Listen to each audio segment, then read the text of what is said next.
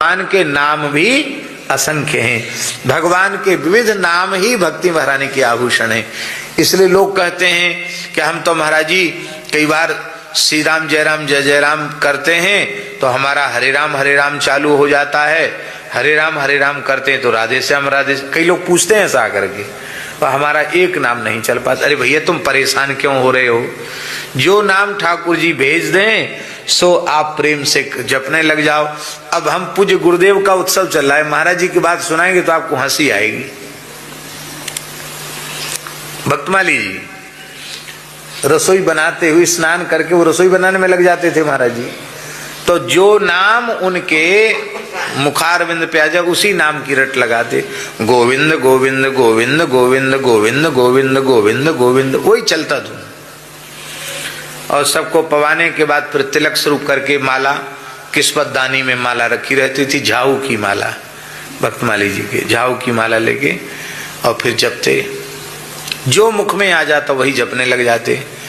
कभी कहते राम नाम सत्य है, गोपाल नाम सत्य है, राम नाम सत्य है, गोपाल नाम सत्य है, राम नाम सत्य है। तब तक कोई विद्यार्थी आ गया, गुरुजी पढ़ा दीजिए, तो सुमेरु आवे नहीं आवे सिर से लगाई माला धर दी, पढ़ाने लग गए। कोई आवे महाराज जी हमारा पत्र लिख दीजिए, तो पत्र लिख देते, सेवा में लग जाते। ऐसा था महाराज जी का स्वभाव, जो नाम आ जाए वही। तो नाम में भेद बिल्कुल नहीं अनुभव करना तो खूब, इसलिए सहस्त्र नाम का पाठ यह एक भक्ति का अंग है। विष्णु सहस्त्र नाम, राम सहस्त्र नाम, गोपाल सहस्त्र नाम, नित्य एक सहस्त्र नाम यदि पढ़ सकता हो तो अवश्य पढ़ना चाहिए। ये भक्ति महारानी के श्रीअंग में आभूषण हैं। पर कुछ आभूषण ऐसे हैं जो विशेष हैं। एक सामान्य आभूषण होते हैं, एक विशेष। माताओं के 3 आभूषण अति विशिष्ट होते हैं, ये सौभाग्य का प्रतीक होते हैं। एक कान के कुंडल, एक नाक का आभूषण। नाक और कान के आभूषण माताओं के विशेष सौभाग्य के परिचायक होते हैं। तो भक्ति महारानी के कान के कुंडल क्या हैं? तो ठाकुर सेवा और संत सेवा, ये भक्ति महारानी के कान में कुंडल हैं। ठाकुर सेवा और संत सेवा का निश्चय कर लिया तो आपने भक्ति महारानी के कानों में कुंडल धारण करा दिए।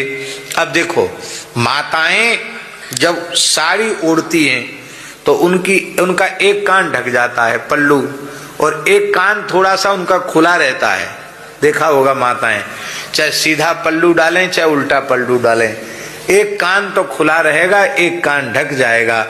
तो जो ढका हुआ कुंडल है वो तो है ठाकुर सेवा, और जो जिस कुंडल का दर्शन हो रहा है वो है संत सेवा